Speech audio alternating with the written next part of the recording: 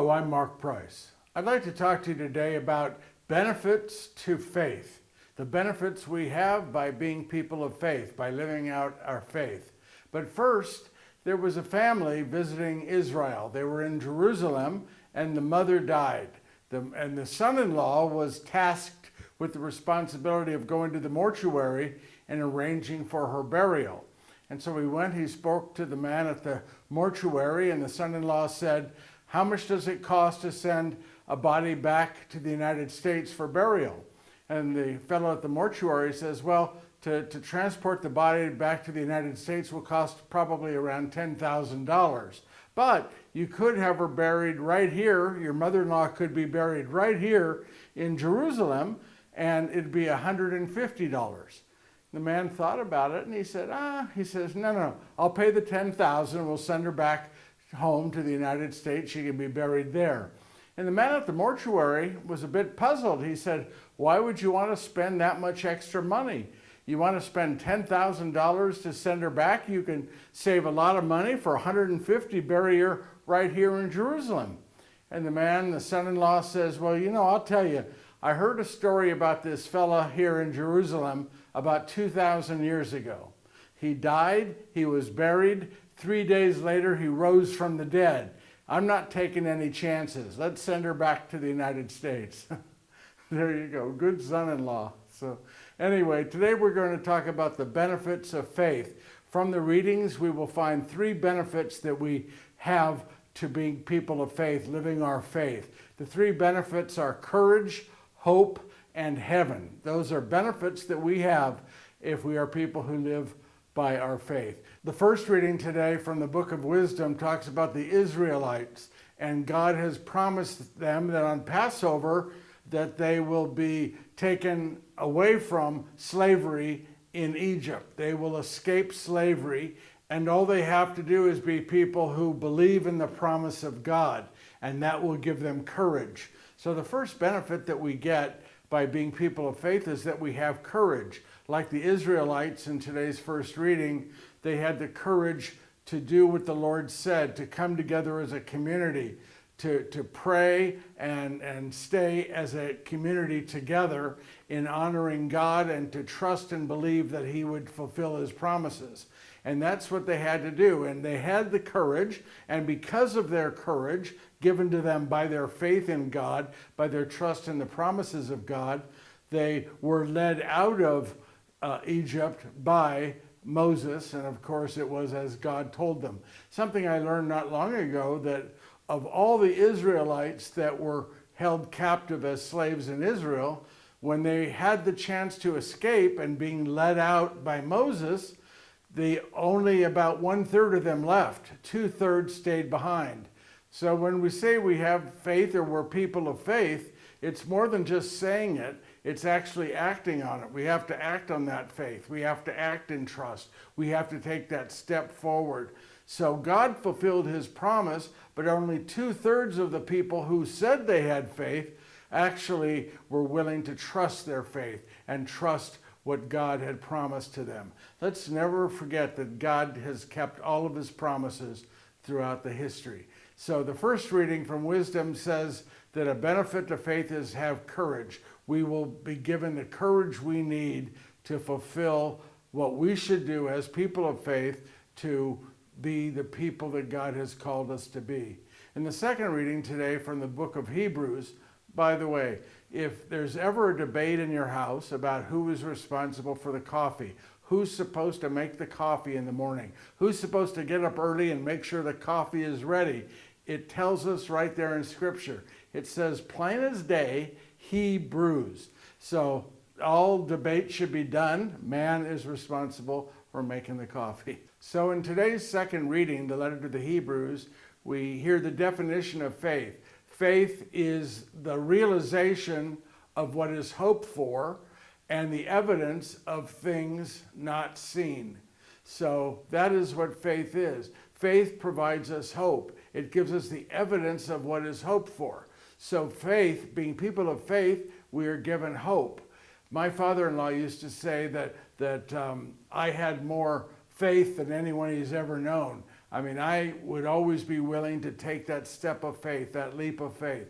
This is my 51st year in ministry, but for most of my time in ministry, I was also in the advertising business, so I was doing both. At one point, my family came to me and said, you have to do one or the other. You're killing yourself. You've already had a heart attack. You have to make a decision, one or the other. So I prayed about it, we talked about it, and decided that I would focus on the ministry 100%. Now that was a difficult decision to follow that path of faith, because the advertising agency is what brought the money into the house. So here I'm going to take this leap of faith and 100% focus on my ministry. Who knew what was going to happen? But I decided to have faith in God. I believed it was God calling me to make that decision, to focus on ministry 100%. Faith, and as people of faith, living as people of faith, we have hope. We have the hope that there is a God. We have the hope that there is a future. We have the hope that the promises of God will come true. We have the hope that there is a light at the end of the tunnel. Whatever that darkness is in our life, whether it's health, whether it's business, whether it's family, whether it's addiction, whatever that darkness is, faith gives us the hope that there's a way out, that there's a light at the end of the tunnel.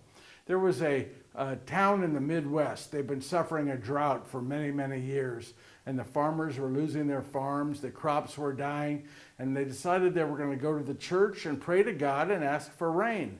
So they all came together on this one particular night, and everybody showed up. It was like Christmas, Easter combined. All the walls were lined with people. People were in the back. People were everywhere. And the preacher comes out and he said, you know why we're here? And they said, yes, preacher. Preacher says, we're here to pray to God, our Creator, and ask Him to make it rain. And they said, yes, preacher.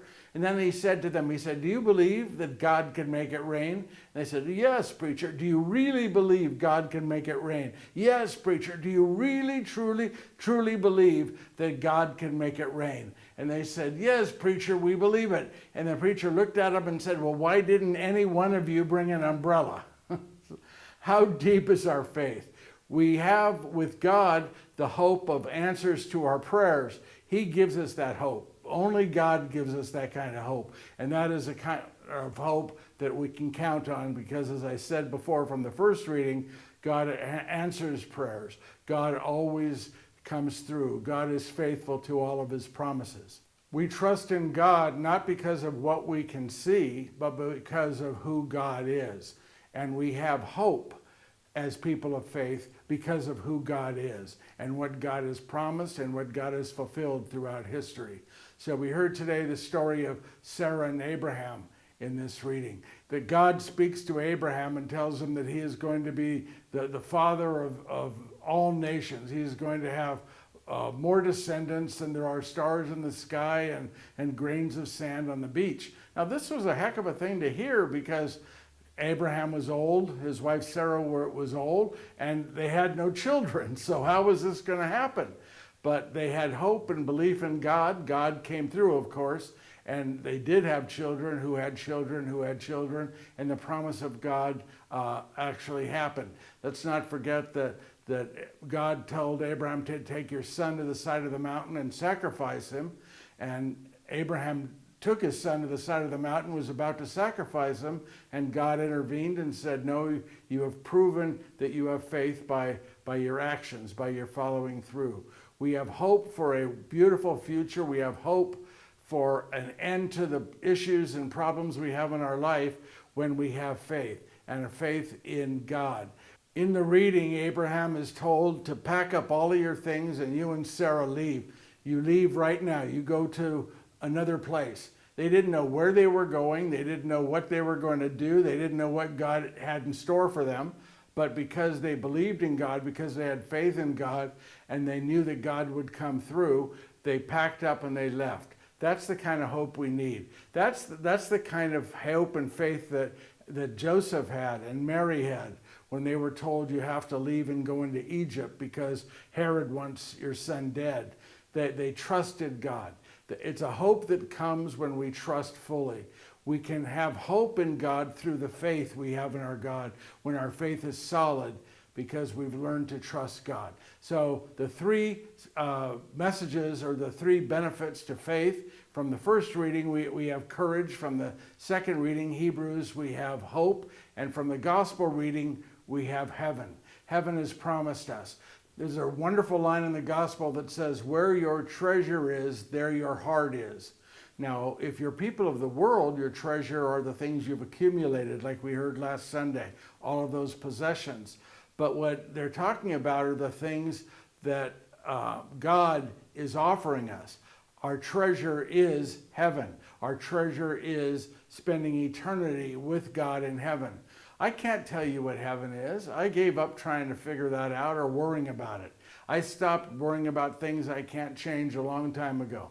I don't know what heaven looks like. I don't know what it actually is. I don't really know where it is. I just know that it's wherever God is.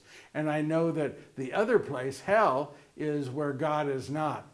And there's one thing I know as a person of faith, I want to be where God is. I do not want to be in a place for all eternity where there is no God. So my dream, my hope, my goal is to be a person of faith and to ultimately enjoy the promise of God. Again, he fulfills all of his promises, and that is eternity in heaven. Now, in the reading today in the gospel, Jesus tells the parable of the master of the house who goes to a wedding, and he tells his servants, just be prepared for when I come back. I don't know what time I'm coming back, but be prepared. And when he eventually came back, some of them had stayed prepared, had stayed up and kept the fires burning, and some went to sleep or started to do things they shouldn't have done. They went in a different direction. And the master, when he came back, sat the good servants down who remained vigilant, who were ready for his coming back, and served them. Can you imagine that? That God, the creator of all things, invites us into heaven and then serves us, takes care of us, looks after us. That's what the parable is telling us. But we have a responsibility. Those people that tell you all you have to do is believe and that's enough. Well, it's enough maybe if you explain what that means to believe. And what it means to believe, what it means to have faith is, according to today's gospel, is to be people who not only believe in God, not only believe in Jesus, but who are living a life of people who believe, who are being vigilant, who are staying awake. We never know what time or day the Lord is going to come back and when he's going to take us. If he were to take you right now, are you ready to go? Are you prepared? Do you think if you were taken right this very moment or tomorrow morning at 9 a.m. that you would be ready to spend all eternity in heaven? What have you done to prepare yourself? What have you done to make yourself ready?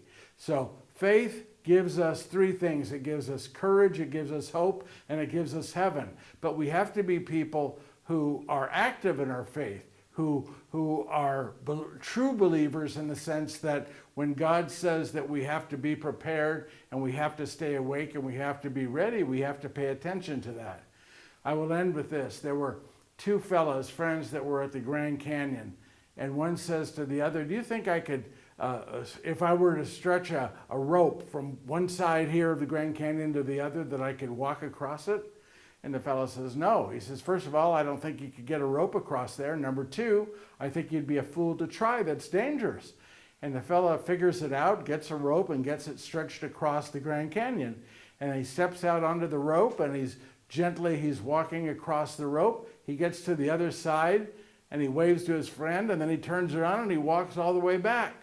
And he goes to his friend, did you see that? Did you see that? And the fellow says, sure, I watched you. He says, I think you're nuts. That's dangerous. You shouldn't do that. He says, do you think I could do it again? He says, yeah, you did it once. You can do it again. He says, do you think I could do it pushing a wheelbarrow? And he says, no, don't even think about that. That's way, way too dangerous. So the fellow goes out, gets a wheelbarrow, gets it out onto the rope, and he's gently making his way across the Grand Canyon on that rope, pushing a wheelbarrow, gets to the other side, turns around, and comes all the way back, pushing the wheelbarrow. And he says to his friend, he says, did you see that? He said, yeah, I saw it. He says, do you think I could do it again? He says, yeah, you did it once, you could do it again. He said, do you really have faith I could do it? Yes, I saw you could do it. Do you truly have faith and believe that I could push this wheelbarrow back and forth again. And the fellow says, yes, I believe you can. I have faith you can do it. And the fellow says, fine, then get into the wheelbarrow. And that's what God wants us to do.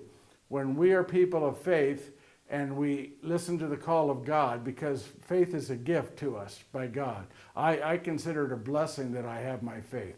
I would hate to go through life and not have heaven to look forward to. I would hate to go through life and keep worrying about, is there a heaven and will I make it? To have the faith that there is a God, that Jesus Christ died for me on that cross, and that there is a heaven and I can go to heaven because Jesus died for my sins. I just need to be faithful. I just need to be a person who is prepared and ready no matter what time or what day I am called home to be with God. So let us be people who embrace faith and know that there are at least 3 benefits, 3 that we heard about in the readings today, to being people of faith. One is we have courage, the courage to make the right decisions, the courage to stand strong and do the right thing, to stand up against the world, and the courage to join with others against the world and in favor of God. And then the second reading told us that we are to be people who have hope. One of the benefits to being people of faith is that we have hope. We have that light at the end of the tunnel that will guide us and lead us, but also keep us positive and reassured when we are at our lowest points in life. And the third benefit from today's readings is heaven. Heaven is promised to us by God, and again, God keeps all of his promises. Amen? This is Mark Price. Thanks for listening.